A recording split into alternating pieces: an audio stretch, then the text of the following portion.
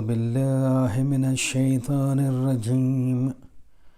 بسم الله الرحمن الرحيم.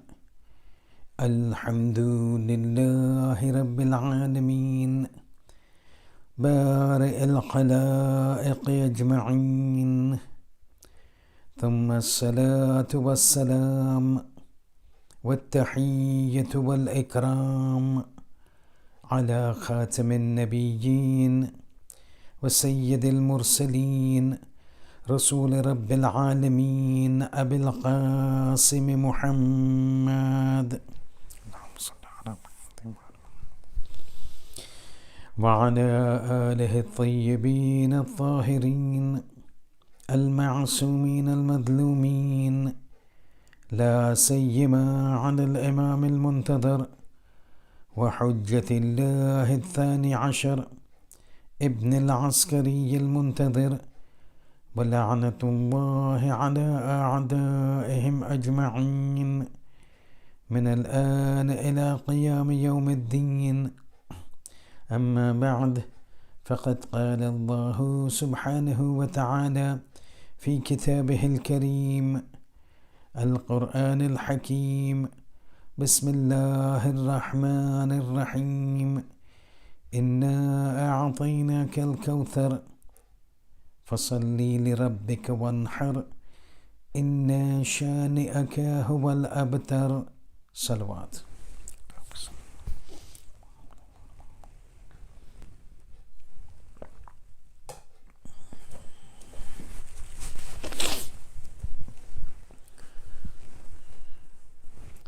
Allow me to take this opportunity to extend my sincere condolences and tasliyah to all of you on the occasion of the Ayyam of the Shahadat of the daughter of the Holy Prophet Fatima Zahra bint Muhammad salawatullahi wa salamuhu alayha. And these are very sad occasions in very trying circumstances that we gather over here virtually to commemorate the Shahadat of the Holy Lady in the midst of a global pandemic which appears to be intensifying and becoming graver by the day.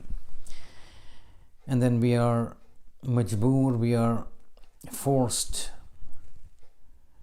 to commemorate the Shahadat of such a lofty personality, not being able to attend and give the pursa or condolences to the Bibi in the Imam Barga of her sons. But as it is said, something is better than nothing, and hence this virtual setup to extend our condolences to the Imam of our time, Hujjat ibn al-Hasan al-Askari Ajjalallahu ta'ala farajahu al-Sharif, and to the family of the holy Ahlulbayt on the passing away and the Shahadat of the Lady of the Light, Hazrat Zahra salawatullahi wa salamuhu alayha. I shall be with you inshallah for 2 more majlises after tonight, for a total of 3 majalis for this Ayyam Fatimiyya, for the community members and brothers and sisters of Leicester. And the plan is that for these 3 nights, the first 2 nights, Ayyam Fatimiyya, we have to talk about Hazrat Zahra. And the intention is that for the first 2 nights, we will be speaking and discussing and referring to Bibi Salamullahi alayha in an indirect way. And then on Sunday morning, Sunday afternoon, which is the day of Shahadat, the entire majlis will be focused and totally dedicated to the personality of Hazrat Zahra. For the first 2 nights, certain important things that I need to convey to you, and that is the intention, inshallah. But first and foremost, we have to realize that these Ayyam Fatimiyya, these days of which have been attributed and ascribed to Hazrat Zahra, we're speaking about an entity, we're speaking about a personality, we're speaking about a wujud that is par excellence and unparalleled in virtues, in sifat, in rank, in maqam, in status, in greatness and exaltedness in the eyes of Allah subhanahu wa ta'ala by any other creation of God, except possibly the wujud of, in the muqaddas of the Holy Prophet sallallahu alayhi wa alayhi wa sallam and Amirul Mu'mineen alayhi salatu wa salam. These are probably the only two individuals in the entire world of creation who can be considered in terms of maqam closer to God and in parallel to the Holy Lady.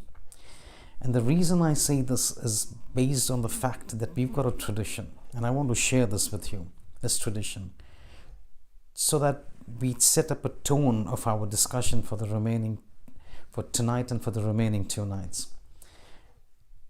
And I want to explain this point when I said that she's unparalleled except for the Holy Prophet and Amirul Mu'mineen. That's based on a particular tradition, a tradition that has been narrated by Ammar Yasir. Ammar Yasir is narrating this tradition when he's saying that I was with Amirul Mu'mineen alayhi salam, and we had some work to go to his house. So I accompanied him and we went to his house. Over here, it's important to understand that there are certain things when it comes to the traditions of the Ma'asumeen, when issues that are related to the family themselves, the holy Ahlulbayt. The issues that are related to the Ahlulbayt are of 2 types. One is that category of interaction between the family members of the Ahlulbayt that are very mahram, that is only for internal consumption. And those events that take place do not come out to us. They are specifically for the Holy Prophet and the family. So for example, the Holy Prophet went on Mi'raj. Coming back from Mi'raj, he had a lot of things to talk about, certain messages from Allah for Amirul Mu'mineen alayhi salam. Not all of those discussions about Amirul Mu'mineen between the Holy Prophet and Allah subhanahu wa ta'ala reached us. A small portion did. But those were things that were for external consumption. A lot of things that was discussed between God and Amirul Mu'mineen and the Holy Prophet regarding Amirul Mu'mineen was for internal consumption. And that was only for the ears of the family members. So that is one kind of traditions or issues relating to the Ahlul Bayt. The second category of issues concerning the Ahlul Bayt are for external consumption. That means certain events take place within this family, but they make sure that those events are then communicated outside to the outside world, beyond this family, beyond this house, so that the others realize and learn and are taught by what has happened. Classical example being Hadith Qissa. Hadith Qissa takes place between these individuals and Jibreel Sadisat, the 6th one. This is supposed to be a very close event taking place within the confines of a house of the Ahlul Bayt. But we find that this tradition, this event is now made to come out to the people for the external consumption of the people, so that they realize the maqam and the manzilat of the Ahlul Bayt. So basically, in summary, events relating to this family are classified into 2 categories. One is for internal consumption. We are na-mahram, these events don't reach us. Certain things are for external consumption, and efforts are made for those events to reach out to us so that we learn from them. This event that I'm talking about of Ammar Yasir and Amirul Mu'mineen is of a second category. That despite it being taken with the members and interaction between members of the Holy Ahlul Bayt, Ammar has been made a witness so that he listens to it, communicates it outside to the outside world for people like you and me to consume this event, and we understand the rank of the maqam of the Holy Ahlul Bayt. Ammar is saying, I was with Amirul Mu'mineen alayhi salam, and we had some work, and Amirul Mu'mineen had to go to the house. So he said, Ammar, come with me. Says we entered the house, Ali opened the door, we went inside. As soon as Amirul Mu'mineen enters inside, I was behind him. Ammar says, from within the inner rooms of the house, I heard the voice of Hazrat Zahra addressing Amirul Mu'mineen and saying a sentence that jolted Amirul Mu'mineen to such an extent that he stopped in his tracks. And the reason he stopped in his tracks was the sentence that was uttered and stated by Hazrat Zahra salawatullahi wasalamuhu alayha was impromptu, was totally unrelated to anything that was going. We've just entered the house, and all of a sudden from the inner rooms, Bibi addresses Amirul Mu'mineen with this sentence. That was the first thing that was jolting out of the blue. And the second thing that really apparently jolted Amirul Mu'mineen, again, you remember this is the second category. They know what is going on in the house, but it is to pass the message out to us, to you and to me through Ammar, that this event has taken place. And the second thing Ammar says, I felt that Ali was jolted, was because one was it was impromptu, unrelated to anything that has happened. We've just entered, no talks, no nothing, and Bibi comes out with that sentence. And the second was the profundity and the depth of what was stated, the greatness and the severeness, the gravity of and the profundity of the sentence was to take anybody by surprise. Ammar says, as soon as we entered from inside, Bibi addresses to Ali and says, Ya Abul Hassan. Now, before I state that sentence, let me just divert you with a small little explanation. When it comes to the ilmul ghaib of Allah subhanahu wa ta'ala, or the ilmul ghaib of the Ma'sumin alayhimus salam, which has been graced to them by Allah subhanahu wa ta'ala, there is one sentence that is usually used and referred to in the traditions of the Ma'sumin. Either the Ma'sumin when they're referring to God with respect to ilmul ghaib, or when they're talking about themselves with respect to ilmul ghaib, the knowledge of the unseen.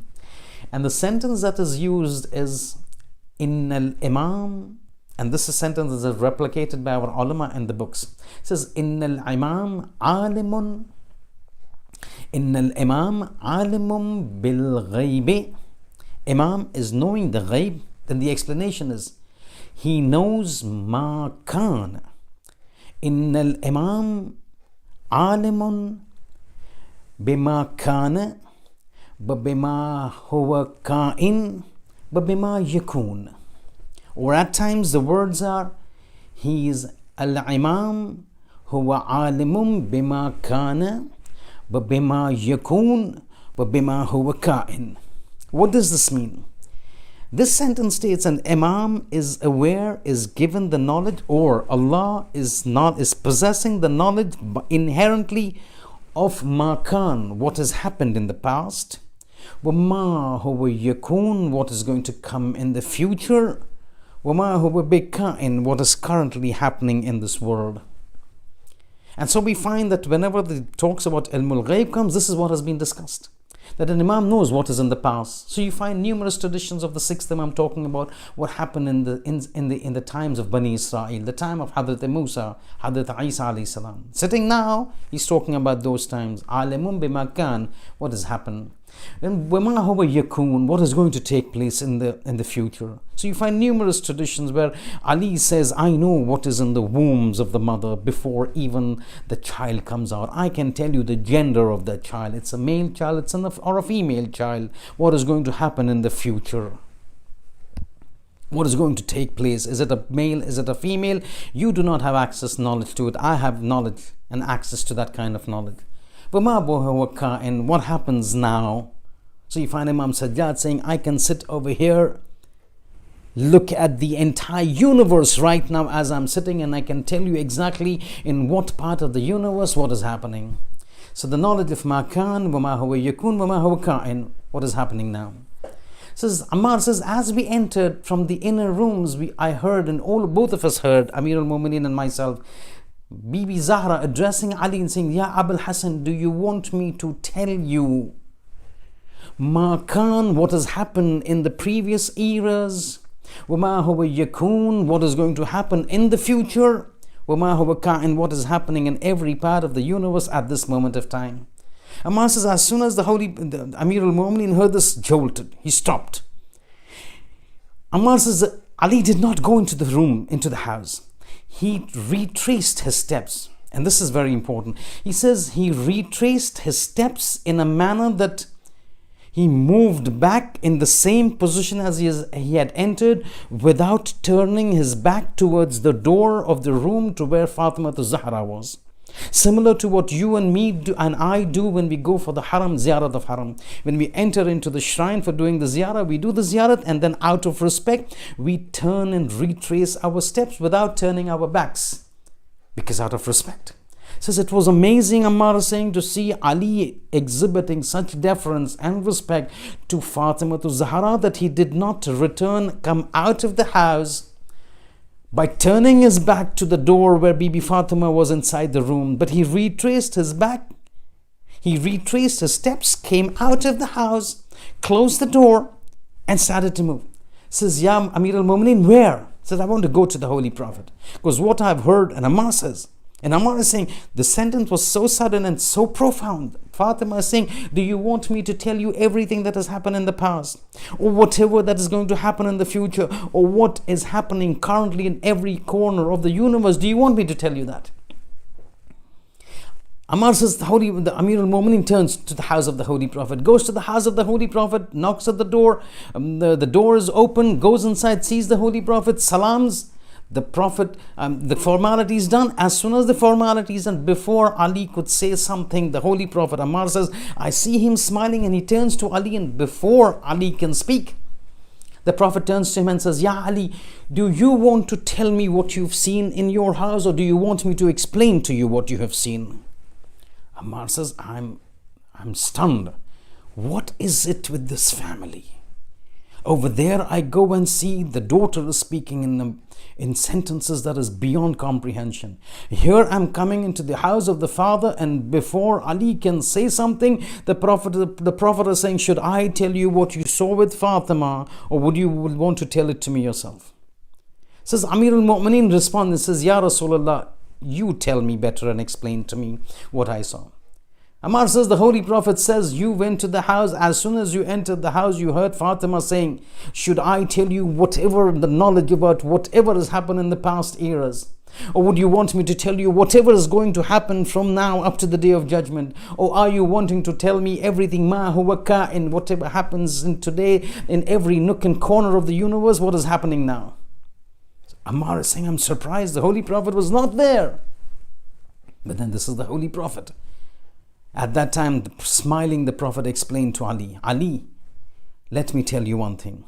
Jinsuha min jinsina. Fatima is made from that very essence from which you and I have been created. Her creation is in the same form as the creation of you and me. She's been made from the same essence as she's been made from you and me. Now this is not to tell Ali. Ali knows about it. أَوَّلُ مَا خَلَقَ اللَّهُ نُورِي. The Prophet says, the first nur that was created is mine. This nur then split into two, became Ali. Split into five with Fatima, Hassan and Husayn. They know. But how do these things come to us? Ammar had to be present over there for him to hear these things, so that people like you and me realize the rank and the maqam of Lady Fatima Zahra salawatullahi wa salamuhu alayha.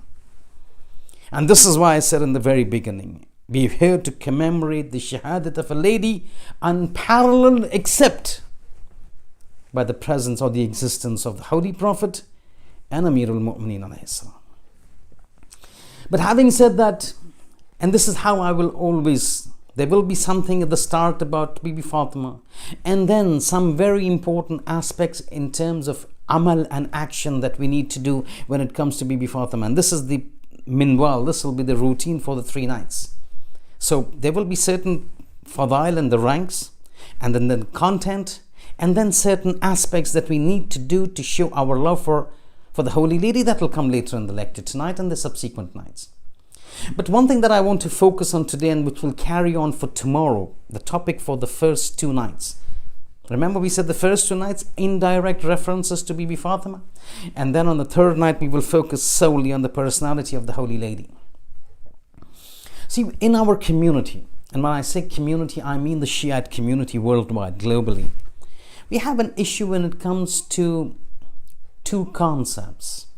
There are 2 concepts that have been converted into a sort of misconception amongst the Shiites, and they need to be highlighted and they need to be explained.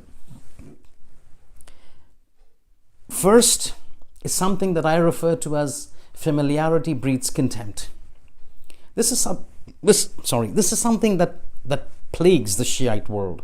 Familiarity breeds contempt. I will explain to you what this means. And the second is something that I refer to as the more is better.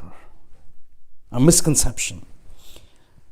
Let's come to the first one. Familiarity breeds contempt. This is something that plagues the Shiite world.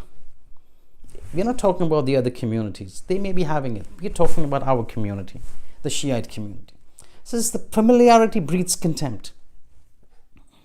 Means what? It means that when people, the Shiites, do a certain thing repeatedly over a period of time, over several hundred years, these acts and these events or these amal become trivial in their eyes.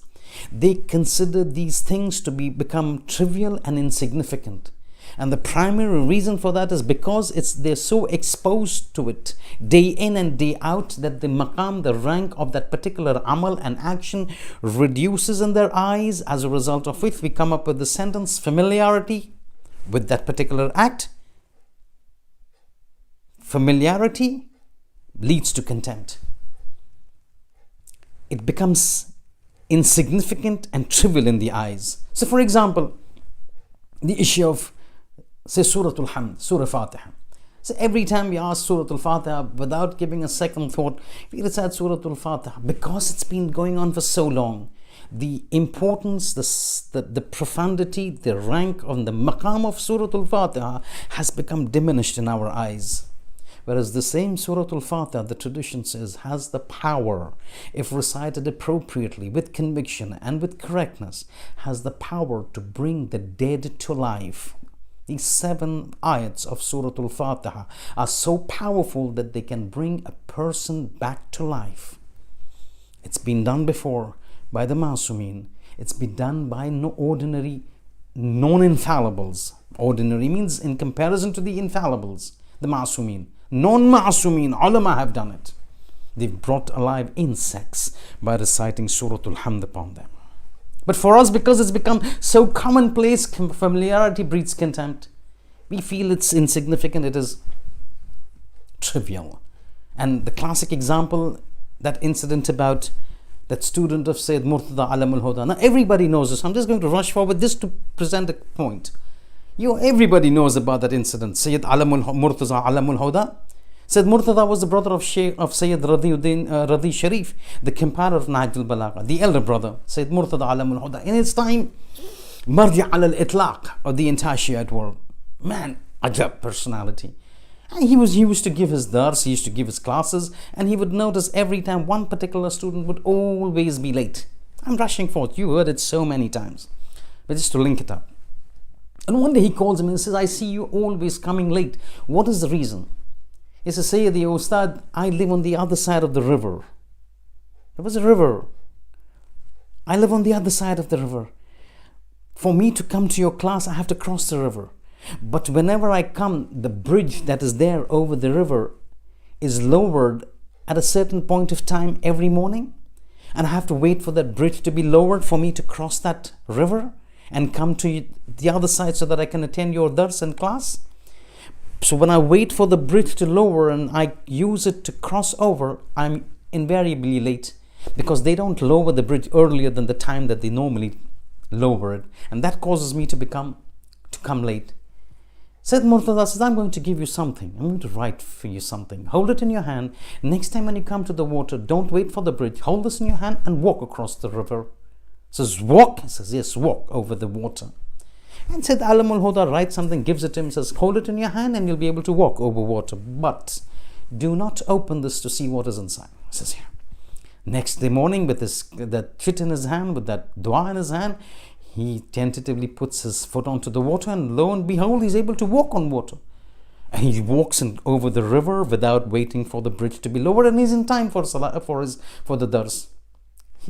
Sayyid Murtada looks at him, sees he's come on time. 1 day, 2 day, 1 week, 2 week, 1 month, 2 months. But again, curiosity killed the cat. One day he's saying, what is in this dua that is so massively impactful that I'm able to walk on water? And so the curiosity gets the better of him. He opens it, and what does he see? He sees one sentence written on it. Bismillah ar-Rahman ar-Rahim. He says, what? Bismillah ar-Rahman ar-Rahim. And I was able to walk on water with Bismillah ar-Rahman. 10,000 times in a day I recite Bismillah ar-Rahman ar-Rahim. Metaphorically speaking. 10,000 times I recite this. Just one Bismillah and I'm able to walk on water. Okay. He ties it up. Next day morning, as he's about, as per usual habit, comes early, about to walk on water, takes it in his hand. As he puts his foot plonk into the water. Now he's unable to walk on water. Second foot, again it goes into the water. He's not able to not able to walk. He had no option except to wait for the bridge to be lowered. The bridge gets lowered. He comes onto the bridge, goes late for the class. Sayyid Murtada looks at him, realizes the individual has messed up. After the class, calls him. He says, what happened? Why were you late? He says, I could not walk on water. He says, why? He says, I don't know, but I just opened the kit to see what it was. He said, did I not ask you not to open that kit?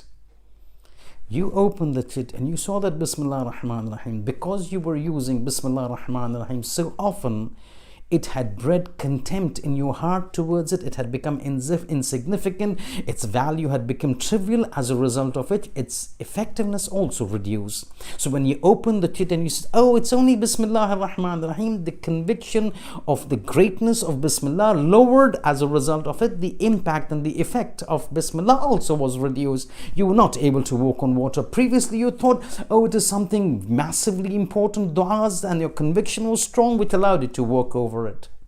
This is what is called familiarity breeds contempt.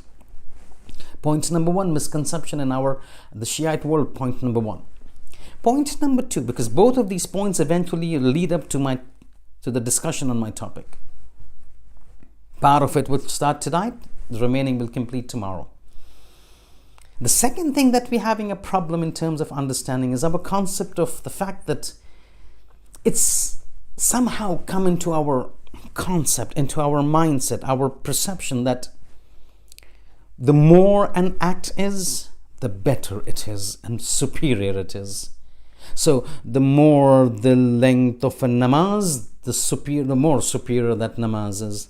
The longer a dua, the more superior the dua. The longer an amal, the greater are the benefits of that amal. The more is better. Something similar to more the merrier. Over here the concept is, if something is long, protracted, lengthy, that should be superior to something that is small, something that is fallacious and not supported by Islam. Islam has never said anything that is more is less inferior, is superior to something that is short. Or conversely, something that is short is inferior to something that is long. There may be times when something that is lengthy is superior, but that does not always hold true, that something that is protracted and long is always superior to something that is short. So many times it is possible something that is short comes out to be more effective than something that is more long and protracted. And let me give you an example for this, an incident. Again, this you've heard it. And I want to rush very quickly because you've heard a part of the story. I want to take you to the second part of that story, the addition of that story, the extension of that story, which is usually not stated. And this is that incident that is usually talked about in majalis, or the discussion comes about respect to parents, ihtiram to parents. And this incident is stated very quickly before I come to the last part where I want to take you. All of you have heard that incident. The Holy Prophet in Medina comes to know a youth is dying, and he's told the youth is having difficulty in his soul coming out of the body. So the Prophet says, all right, let me take me to him. Goes to the body, goes to the child, goes to the youth, sees that youth is suffering, intense pain, realizes the soul is finding it difficult to come out of the body. Turns to him and says, Ya Fulan, I see you're about to die, you're in difficulty. I'm going to tell you something as a result of which things could become easier. Recite shahadat with me. Say ashhadu an la ilaha illallah. The child's tongue would not open. He would not be able to speak out. Say ashhadu anna Muhammadan Rasulullah. The tongue would not open. The words would not come out. The Prophet understood, looked around, says, is this child's mother alive? Says, yes, the child's mother is alive. Says, bring the mother. The mother comes. The Prophet addresses her and says, are you unhappy with, you know all this. I just want to very quickly go through it. You've heard it so many times. I want to take you to the second part of the story. Remember, small is never always inferior. The mother comes to ask, are you upset with this child? He says, yes, forgive this child. She says, no, he's done me harm. He's troubled me. He has even slapped me once. I cannot forgive him. Prophet says, all right, if you cannot forgive him, get some firewood. You've heard this. Firewood was brought. He says, burn the firewood. Everybody's worried. Everybody's stunned. This person is dying. The Prophet has come to meet the youth. The mother is saying that she's not going to forgive him. The Prophet is asking for firewood, asking the firewood to be lit up. At that time, at that point of time, the mother says, Ya Rasulullah, what is this issue about the firewood and burning? He says, I'm going to burn your child alive. He says, you're going to burn my child alive for what?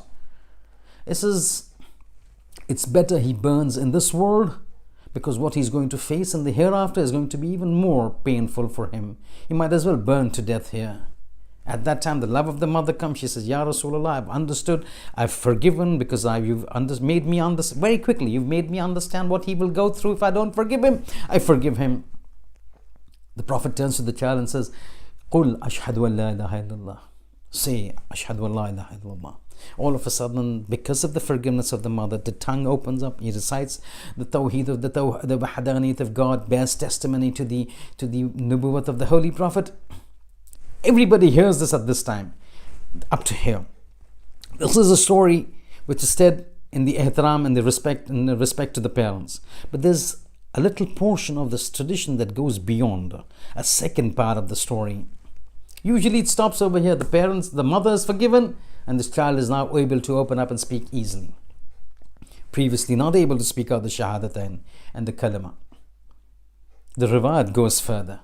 The moment he recites Ashhadu an la ilaha illallah, Ashhadu anna Muhammadur Rasulullah, the Holy Prophet turns to him and says, what do you see? What do you see? He says, Ya Rasulullah, I see two individuals, monstrous in demeanor, very scary, fire spewing from their eyes, head is engulfed in flame, horrible looking, menacingly approaching towards me. Menacingly coming towards me. Sallu ala Muhammadin wa ala Muhammad.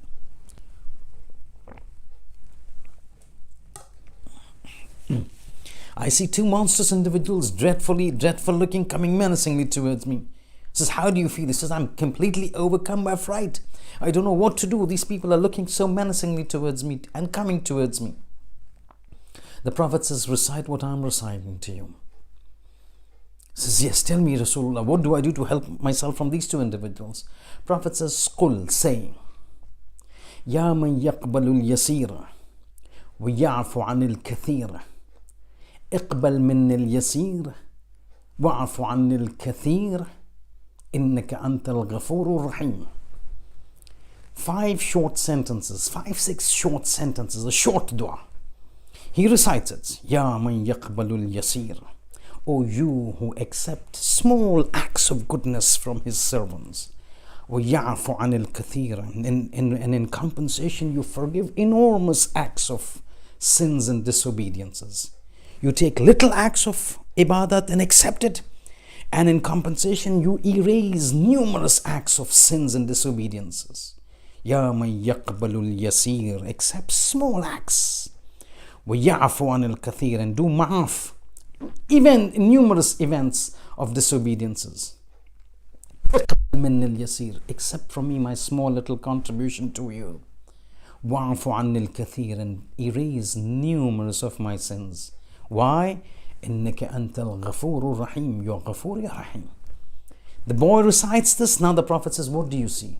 He says, Ya Rasulullah, I'm seeing those two menacing, dreadful looking individuals going away, and in their place I'm seeing two nice, beautiful, youthful personalities, fragrant clothing, beautiful faces, luminous faces, charming smile, no dread, no fear, no menace, coming smiling at me, beautiful fragrance. It's instilling within me such calmness and tranquility I've never experienced before. He said this and his body and his soul leaves the body. This was the part that I wanted to take you. Now this sentence that the Holy Prophet, or this short dua of 5 or 6 sentences, becomes part or is part of a big dua in the month of Ramadan that we have been recommended to recite at the sahar of the month of Ramadan. In the month of Ramadan, there are numerous duas to be recited at the time of sahar. One of the duas is a long dua. These short 5 sentences form part of that big dua. But the short dua of 5 or 6 sentences is so profoundly manifested, the effects are manifested, that it has the ability, this particular dua, to ward away the punishments of a person when he's about to die, what you and me refer to as sakaratul maut. The shahid of the mithal is this, that this forms a small part of that longer dua that you and me are supposed to be recommended to be recited in the month of, at the sahar time of the month of Ramadan. But a small portion of that big dua has the ability of such vast, profound effects that the child who was now facing the punishment of probably munkar and nakir by these short sentences of the small dua had the ability to ward away the punishment and replaced by the angels of rahmat of Allah subhanahu wa ta'ala. This is what I say. Always more is not better. There are times when short things and small things play a very important and impactful role in our lives. Why this becomes important? These 2 things. 1, familiarity breeds contempt. Second, more the better. Misconceptions. The reason that I have to bring it up is that many times, because of these 2 misconceptions, you and me, people like you and me, because of not understanding this, fall ourselves, 1, either lose out on immense rewards that could be life-changing for our hereafter. So there could be things that we feel are inferior because they are small, but they are so impactful. They're so impactful that they could change our hereafter. And these will come probably tonight and also in the subsequent nights. So because we find something very small and we feel they are insignificant, as a result of it, we are prone to leave it. As a result of it, we lose out of such immense rewards that could change our life in the hereafter. That's 1. Or with the misconception that more is better, we get ourselves engaged in certain acts of ibadat that are so long and so protracted and so lengthy, so as to leave us so fatigued and tired that we get bored of doing that again. As a result of it, that very act becomes so tedious for us that we don't want to attempt it anytime. We don't want to go towards those things. So for example, if you are asked to recite Dua Abu Hamza al-Thumali every morning in the month of Ramadan, how many of us actually recite every morning Dua Abu Hamza al-Thumali at the time of Sahar in the month of Ramadan? Massive long dua. Oh, that is too long. You try it 1 day, 2 days, then you get tired. Whereas there could be certain other amal at the time of Sahar that could be equivalent to Dua Abu Hamza al-Thumali. But however, I'm not saying long is not good. Protracted is not good. Amal and du'as and ziyarat and acts of goodness that are protracted are not good. It's just that we do, as normal mortals, do not have the ability to sustain these long things for a long time, as a result of which we become so bored that we not only leave that long ibadat, but also tend to leave out the other small ibadats because of the boredom and tediousness and fatigue that come to us mentally when we look at those big things. Look, again I'm not saying long and protracted amal and du'as and ziyarat are not good and superior. What I'm saying is that we should not ignore the smaller and shorter versions of amal in view of the fact that because they're small, they're insignificant and inferior. Like, everybody cannot be Ayatollah Araki to recite Dua Kumail in the Qunut of his prayers. Everybody cannot be that way.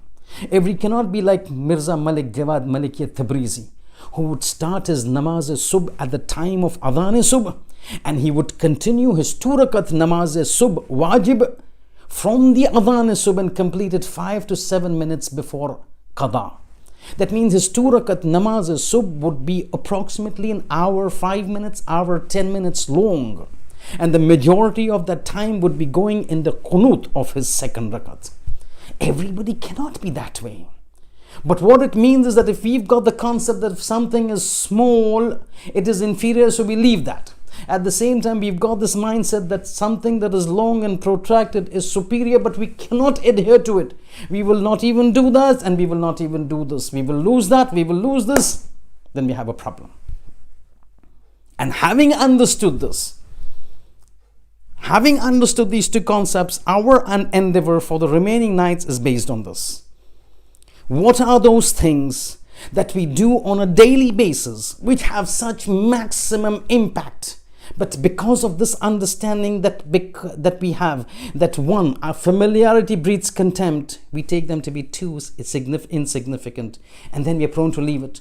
Or because we think that it's too small and insignificant, we leave it, whereas those have such massive impacts for us. And that is the idea, to bring these out, normal, trivial, everyday tasks which people regard as trivial, but in the eyes of God they are massively effective. We need to bring this out so that people, you and me, realize its importance and then accord the respect to those acts, and then continue doing this with a different perspective, with a different mindset, with a different understanding. Perspective and understanding makes a very important impact in the effectiveness of an amal.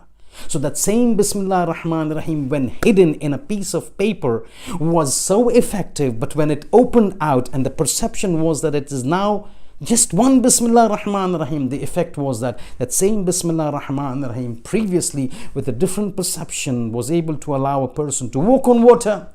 But now when the perception reduces that Bismillah in value, the effect is now that that person can no longer walk on water. Perception becomes very important, and hence it becomes important to pull out these small little acts that we do on a daily basis, look at it with a different view and perspective and perception, so that it gives us the appropriate consequences and the benefits that has been ordained for those amal, and that we will take it further. लेकिन the important thing over here देखने की बात ये है कि देखिए, अय्याम शहादत है ना, तो बीवी का जिक्र तो होना ही है। और हमसे कहा गया कि भाई वो एक हिस्सा जो है वो इंग्लिश में पढ़ा जाए और फिर दूसरा हिस्सा उर्दू का, तो उर्दू का हिस्सा सुनिएगा। लेकिन मसला ये होता है कि देखिए, कुरान में जो है एक सूरा है, सूरह फातिर, सूरा नंबर 35। सूरा 35 का जो है वो आपको जजमेंट के लिए समझाने के लिए, बस सूरह यासीन से एक सूरा पहले, सूरह यासीन सूरा नंबर 36 कुरान मजीद का, सूरह फातिर सूरा नंबर 35। सूरह फातिर की 28वीं आयत में जो है परवरदिगार आलम जो है एक गुरूह मोमिनीन साहिबान ईमान के एक गुरूह का तस्करा करता है और बता रहा है कि उस गुरूह के अफराद का रिलेशन खुद के साथ क्या है। अजीब आयत है ये। कहते इन्नमा यख्शल्लाह मिन इबादिही अल उलमा, कि परवरदिगार आलम कहता हुआ नजर आता है, इन्नमा यकीनन मुनहसरन यख्शल्लाह, उलमा वो है कि जो मेरा खौफ रखते हैं। इन्नमा यख्शल्लाह मिन इबादिही अल उलमा, फ़कत और फ़कत साहिबान इल्म है कि जो मेरा खौफ रखते हैं, मुझसे डरते हैं, मुझसे तकवा रखते हैं। अब साहिबान इल्म यानी वो नहीं कि सिर्फ हमेशा मराजे की बात हो रही है, मौलानाओं की बात हो रही है। हर कस के जिसके पास अपने हिसाब से अपने मकदार में इल्म है वो आलिम। खुदा कहता है कि हकीकी वो अफराद है कि जो मेरी मारिफत रखते हैं, मेरा इल्म रखते हैं, मुझे अपने हिसाब से जो थोड़ा बहुत जानते हैं, वही है कि जो मुझसे डरते हैं। और कुरान मजीद में तो आप जानते हैं, बार बार खुदा कहता है, फत्तकूनी या उलिल अलबाब, मुझसे डरो, मुझसे डरो, ए उलिल अलबाब, मुझसे डरो, मुझसे डरकर मेरी इताअत करो, मुझसे डरकर मेरा खौफ रखकर मेरी इबादत करो, मेरी फरमाबरदारी करो, क्योंकि इसी में तुम्हारी फलाह है।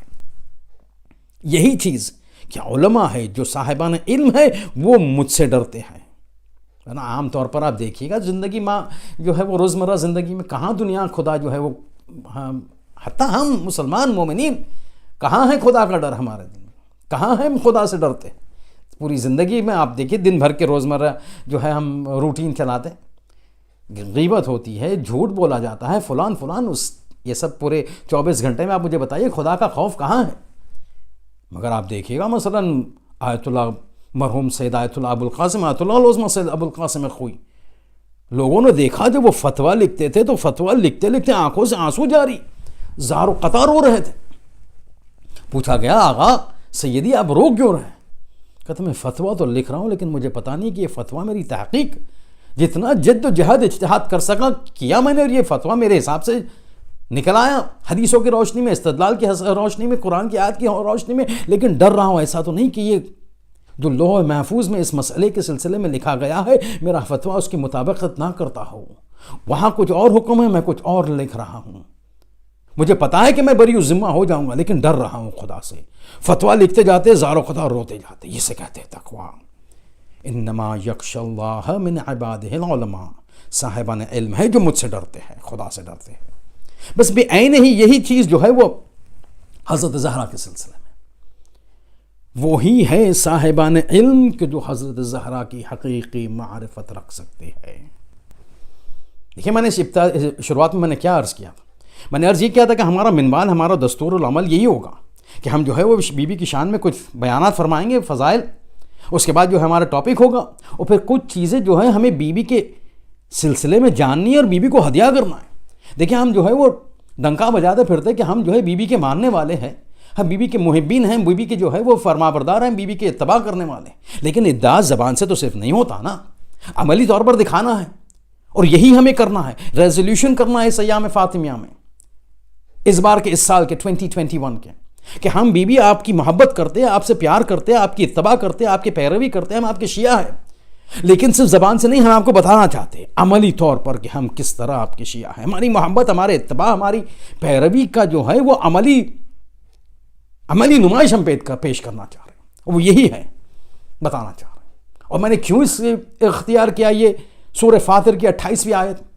کیونکہ ہمارے زمانے میں آج ہی کے دور میں دو بڑے بڑے مرجع ہے جو قید حیات میں ہے آج بھی، ان کے طرف سے ایک دستور العمل آیا which is common for Bibi Fatima Zahra, اور مزے کی بات اور انٹرسٹنگ بات یہ ہے کہ دونوں مرجع جو ہے وہ تشیع شیعہ کے حساب سے سیطرہ رکھتے ہیں، مقلدین ہیں، توضیح المسائل استعمال کی جاتی ہے، لوگ ان کی اتباع کرتے، تقلید کرتے، دونوں مرجع تقلید، دونوں باوقار، دونوں باتقوی، تنہا فرق ایک سرزمین عراق میں، دوسرا سرزمین ایران میں، ایک ہے آیت اللہ العظمہ سید ابو الحسن سید علی حسینی السیستانی، اور ایک ہے آیت اللہ العظمہ شیخ وحید خراسانی۔ خدا ان دونوں کو طول عمر عطا کرے، دشمنوں کے شر سے بچائے، اور خدا ہمیشہ جو ہے امام زمانے کی تائیدات ان کے ساتھ جو ہے ہمیشہ مشرف فرمائے ان کو۔ آیت اللہ سیستانی، آیت اللہ وحید خراسانی۔ مسئلہ اس لیے میں نکال رہا ہوں اور اٹھا رہا ہوں کہ دونوں مرجع تقلید، دونوں کے مقلدین ہیں، دونوں کی توضیح المسائل ہے، دونوں کا تقوی جو ہے وہ دنیا ڈنکا بجا رہی ہے، دونوں کی سادگی دنیا جو ہے وہ چرچے میں ہے، لیکن ایک سرزمین عراق میں ہے، دوسرا سرزمین ایران میں ہے۔ آیت اللہ سیستانی عراق میں ہے، آیت اللہ وحید خراسانی ایران میں ہے، لیکن انٹرسٹنگ بات یہ ہے کہ جیوگرافکلی اتنے دور ہونے کے باوجود مختلف موقع پر دونوں کے پاس ایک ہی چیز آئی اور دونوں نے ایک ہی جواب دیا۔ اسی لیے میں کہتا ہوں انما یخشی اللہ من عبادہ العلماء، کہ خدا کا حقیقی خوف علماء کرتے ہیں، اور فاطمہ الزہرا کی حقیقی معرفت اور پہچان یہ علماء کے ذریعے سے ہے، اور دونوں نے ایک ہی نسخہ بتایا، اور دونوں کا نسخہ جناب سیدہ کے سلسلے میں ہے، اور دونوں نے ایک ہی نسخہ بتایا، مگر ایک سرزمین عراق میں، ایک سرزمین ایران میں۔ کیا مسئلہ ہے؟ ایک مرتبہ ایک شخص جاتا ہے آیت اللہ سیستانی کے پاس، کہتا آگا مجھے جو ہے کچھ مسئلہ، کچھ نسخہ، کچھ پرسکرپشن بتائیے کہ بی بی کی رضایت میں جلب کر سکوں، بی بی کی رضایت حاصل کر سکوں۔ اور بی بی تو آپ جانتے ہیں نا، میں ہمیشہ کہتا ہوں، ہر جو ہے وہ ایام فاطمیہ میں کہتا ہوں کہ Bibi Fatima she is the sun of the solar system of the اہل البیت. جیسے کہ سولر سسٹم میں سورج کے ارد گرد جو ہے وہ سب پلانٹس گھومتے رہتے ہیں, پھرتے رہتے ہیں, ریوالو کرتے رہتے ہیں. سن ہے, تمام پلانٹس جو ہے وہ سورج کے خورشید کے منظومہ شمسیہ میں جو ہے گھومتے رہتے ہیں. یہ سولر سسٹم اہل البیت کا, اس کے سورج جو ہے وہ فاطمہ الزہرا. مقام رسول خدا کا ہے, مقام امیر المومنین کا ہے. وہ ہم نہیں کہتے کہ فاطمہ الزہرا کا مقام رسول خدا سے بڑھ کر نہیں. رسول خدا سب سے پیاری, سب سے بالا, سب سے سپیریئر خلقت خدا کی. لیکن محبت احترام جو اہل بیت کرتے ہیں نا, وہ تمام کے تمام اہل بیت فاطمہ الزہرا کے ارد گرد گھومتے ہوئے نظر آتے ہیں. کسی موقع پر ہم بیان کریں گے, یہ مدلل دلیلوں کے ساتھ ہے. وہاں کسی نے جا کے آیت اللہ سیستانی سے پوچھا, آقا مجھے بی بی کی رضا جلب کرنی, بی کی خوشنودی حاصل کرنی ہے, میں کیا کرنا ہوں, میں کو کیا کرنا, میں کیا کر سکتا ہوں, کون سا عمل کروں میں. اسی طرح کسی نے آیت اللہ وحید خراسانی کے پاس جا کر کہا, آقا میں کچھ نثار کرنا چاہتا ہوں روح مقدس سے, روح اقدس سے حضرت زہرا کو, کیا کروں.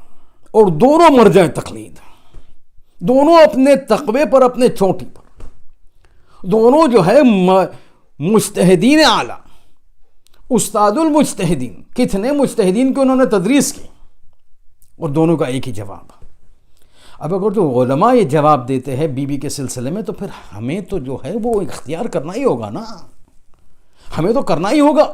کیونکہ اگر جو ہے آغا سیستانی اور آغا وحید خراسانی یہ نسخہ دیتے ہیں, اور پھر اگر جو ہم اس پر عمل نہ کریں, تو پھر صرف کہنے سے کہ ہم جو ہے وہ فاطمہ الزہرا کی محبت ہمارے دل میں ہے, ہم پیروکار ہیں, ہم شیعہ ہیں فاطمہ الزہرا کی کہ تو وہ تو پھر نہیں چلے گا نا. زبان کچھ اور کہتی ہے, دل کچھ اور کہتا ہے. زبان کہتی ہے ہم پیروکار ہے, دل کہتا ہے ہمیں نہیں کام کرنا ہے. اگر جو ہمیں بتانا ہے کہ ہم یقیناً بی بی فاطمہ کے اتباع کرتے محبین ہیں, تاکہ بی کی شفاعت قیامت کے دن حاصل ہو سکے محشر کے روز, تو پھر ہمیں بتانا ہے نا, کچھ کرنا ہوگا. کون بتائے گا ہمیں؟ یہ ہمارے مراج ہیں. نسخہ کیا؟ دونوں کا سیم نسخہ. شخص متعدد, دو شخص مختلف ٹائم پہ دونوں کے پاس گئے, ایک ایران میں ایک عراق میں, دونوں کا جواب ایک ہی آیا, آگا کچھ بتائیے تاکہ فاطمہ الزہرا شہزادی دختر رسول کی رضایت اور خوشنودی حاصل ہو سکے. بتائے تو نسخہ کیا تھا؟ وہاں آغا سیستانی کا سیم جواب, آغا وحید خراسانی کا سیم جواب. جواب یہ ہے کہ اگر جو تم چاہتے ہو حضرت زہرا کی خوشنودی حاصل کرو, تو نماز صبح کے بعد سورہ یاسین کی تلاوت کرو, اور اس تلاوت کا ثواب جو ہے ہدیہ کرو روح مقدس, روح اقدس فاطمہ الزہرا کو. ہر روز نماز صبح کے بعد سورہ یاسین کی تلاوت کر ثواب جو ہے وہ ڈیڈیکیٹ کرو, گفٹ کرو بی بی زہرا کو, اور یہ خوشنودی حاصل ہوتی ہے بی کی. مرجع تقلید, انما یخشی اللہ من عبادہ العلماء. اسی طرح انما یقیناً ہمارے مراجع ہے کہ جو معرفت رکھتے ہیں. اگر جو ہمارے مراجع نے کچھ نسخہ دیا, تو پھر ہمیں عمل نہیں کرنا ہوگا, یقیناً عمل کرنا ہوگا. کیوں پتہ ہے؟ کیونکہ سورہ یاسین قلب قرآن ہے, اور حضرت فاطمہ الزہرا قلب اہل بیت ہے. قرآن و عطرت ہمیشہ ساتھ ہونا, قرآن و عطرت ہمیشہ ساتھ ہونا.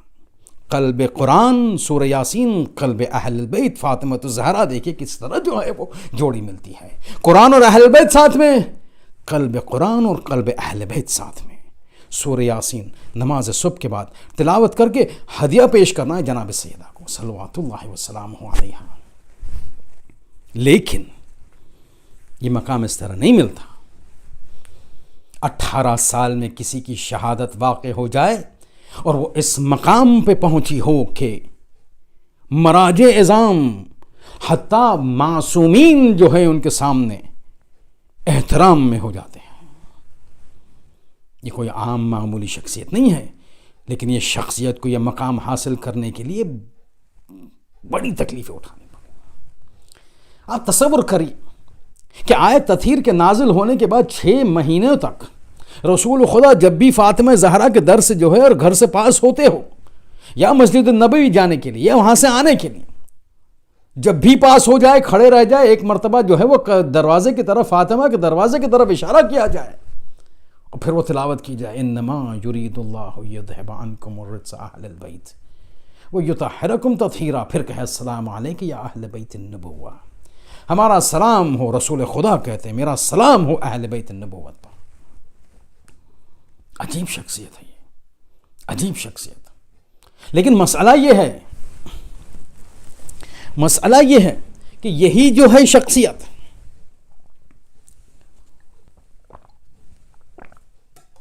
جس کے دروازے کے سامنے کھڑے ہو کر رسول خدا جو ہے وہ 6 مہینے تک، حسب روایت 6 مہینے تک السلام علیکم اہل بیت النبوہ کی تلاوت کرتے ہوئے نظر آئے، رسول خدا کے جانے کے بعد یہی دروازے پر کیا مظلومیت تاری۔ ارے سلام تو چھوڑیے، لوگ جو ہے وہ دروازے کو جلانے کی بات کرنے لگے، اور بات کیا کرنے لگے، لکڑیوں کو لایا گیا، لکڑیاں جلائی گئی، دروازے پر رکھا گیا، دروازے کو جلایا گیا۔ ارے فاطمہ زہرا گھر کے اندر ہے، یقین نہیں ہوتا، ارے یہ میرا دروازہ جلایا جا رہا، ارے یہی تو وہ دروازہ ہے کہ جہاں میرا بابا آ کے مجھ پہ سلام بھیجا کرتا تھا، السلام علیکم یا اہل بیت النبوہ۔ ارے ابھی تک تو جو ہے وہ قبر پر جو پانی تھا میرے بابا کا وہ سوکھا رہا تھا کہ میرے دروازے کو جلایا جا رہا۔ ایک مرتبہ لکڑیاں لگائی گئی، دروازے کو جلایا گیا، دروازہ جلنے لگا، باہر شقی کہتا ہے باہر آ جاؤ، ابو الحسن کو باہر بھیجو۔ فاطمہ کہتی ہے میں ابو الحسن کو کبھی نہیں بھیجوں گی، میری جان نکل جائے مگر ابو الحسن کو تمہارے حوالے نہیں کروں گی۔ لکڑیوں کو لگایا گیا، جلایا گیا، ایک مرتبہ دروازہ جلنا شروع ہوا، کمزور پڑا، یہ شقی آتا ہے، ایک پیر مارتا ہے، ارے کمزور در ہلنا شروع کرتا ہے، کمزور دروازہ ہلنا شروع کرتا ہے، ایک مرتبہ جو ہے اندر کی طرف گرتا ہے، جیسے دروازہ اندر کی طرف گرا، ارے دروازے کے پیچھے شہزادی تھی، شہزادی کے پیچھے دیوار تھی، ارے در و دیوار کے بیچ میں شہزادی پس کر رہ گئی، ارے خدیجہ کا پھول پس کے مسل کر رہ گیا، دروازے کا گرنا، شہزادی پر آنا، آگے دروازہ پیچھے دیوار، ارے اللہ جانے فاطمہ پر کیا گزری ہوگی،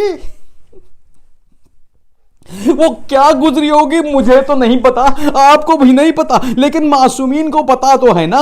ارے سرزمین مدینہ ہے، دور امامت امام صادق علیہ السلام ہے، راوی آتا ہے پوچھتا ہے، ہاتھوں کو جوڑا، پوچھا یا ابن رسول اللہ، جب وہ دروازہ جلایا گیا اور اس شقی نے جو ہے پیر مارا، دروازہ جب گرا، آپ کی جدہ آپ کی دادی پر گرا، کس طرح زخم ہوا؟